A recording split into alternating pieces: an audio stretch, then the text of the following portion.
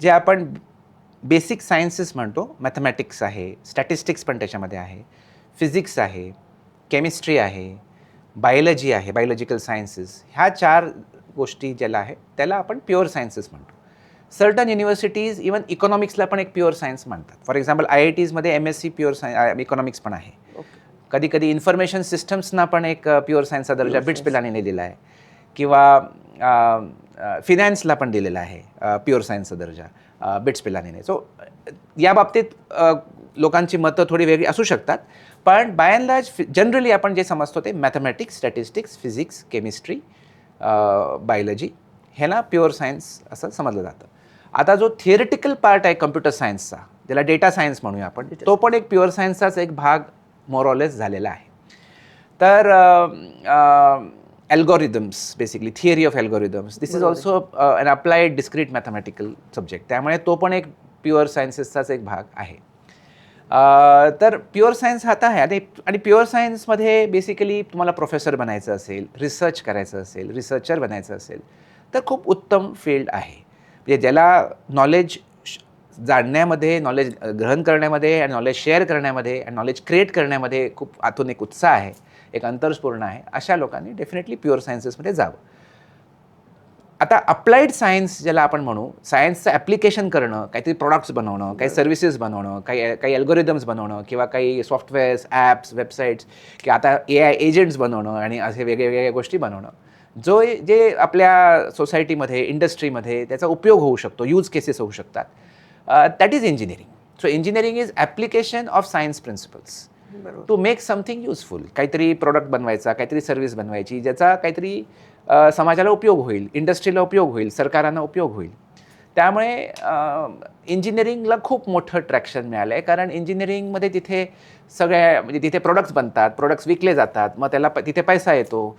त्यामुळे it is a very $multi-trillion industry across the world since the industrial revolution.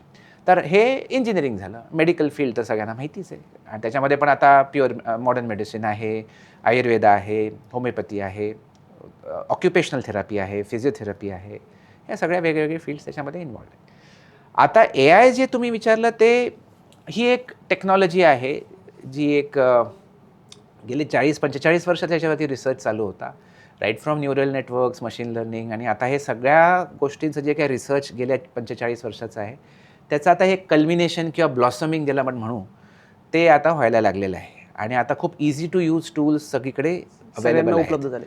आणि AI ही भयंकर डिस्रप्टिव्ह technology आहे, आणि टेक्नॉलॉजी ही technology असते, तंत्रज्ञान आहे. त्यामुळे त्याचं चांगलं किंवा वाईट हे वापरणाऱ्यावरती आहे. बरोबर. त्यामुळे आता ज्या कंपनीज हे सगळं बनवत आहेत आणि जे वापरणार आहेत हे सगळे टेक्नॉलॉजी, हे त्याचा खूप चांगला उपयोगी होऊ शकतो, त्याचा वाईट उपयोगी होऊ शकतो, त्याच्याने काही चांगले इफेक्ट्स होऊ शकतात, त्याच्याने काही निगेटिव्ह इफेक्ट्स होऊ शकतात. तर हे एक भयंकर मोठा डिबेट हा चालू पण आहे आता जगभर, आणि हे पुढे चालू राहणार आहे. आता आपण एक रिस्ट्रिक्टेड आपल्या या एज्युकेशन सेक्टरमध्ये त्याचा काय इम्पॅक्ट आहे, किंवा विद्यार्थ्यांवरती त्यांच्या करिअरच्या पॉईंट ऑफ व्ह्यूने काय इम्पॅक्ट आहे हे बघूया आपण. तर या पॉईंट ऑफ व्ह्यूने माझं तरी असं मत आहे की जोपर्यंत फंडामेंटल्स ऑफ मॅथ्स, सायन्स मुलं व्यवस्थितपणे शिकतात, क्रिटिकल थिंकिंग अबिलिटी डेव्हलप करतात, त्यांना कुठे ना कुठे हेच AI टूल्स वापरायलाच लागणार. जसं आता मोबाईल आता आपल्या दैनंदिन जीवनाचा हा काइंड ऑफ भाग झाला, एक्सटेंडेड ऑर्गनसारखं झालं आहे आपल्याला. आपल्याला ते वापरावंच लागतं फॉर व्हेरियस रिझन्स. तसंच AI हे एक integral part of every sector होणार आहे. जे तुम्ही कुठलंही सेक्टर बघा, right from health care to education to agriculture to industry, banks, financial investments, anywhere and everywhere, सगळीकडे सगळ्यांना AIची आस्पेक्ट्स लागणार आहेत. आणि रोबोटिक्स, हे AI अँड रोबोटिक्स हे आता सगळीकडे त्याचं इम्पॅक्ट होणार आहे. काही जॉब्स जातील, काही नवीन जॉब्स क्रिएट होतील, पण त्याच्यासाठी विद्यार्थ्यांनी जोपर्यंत त्यांना बेसिक फंडामेंटल नॉलेज या प्युअर सायन्सेसचं, इंजिनिअरिंगचं जर व्यवस्थित परिपक्व असेल, आणि एक ह्युमन सेन्सिटिव्हिटी असेल, कम्युनिकेशन स्किल्स चांगले असतील, ह्युमन टू ह्युमन कनेक्ट पण असेल. कारण काय आहे की शेवटी इंटेलेक्ट म्हणजे बुद्धी आणि भावना, इमोशन्स, ह्या 2 आस्पेक्ट्स आहेत. जिथे जिथे इमोशन्सचं आदानप्रदान आवश्यक आहे आणि आस्पेक्ट आहे, तिथे तिथे माणसाचा जॉब राहणार. Human job will be always there.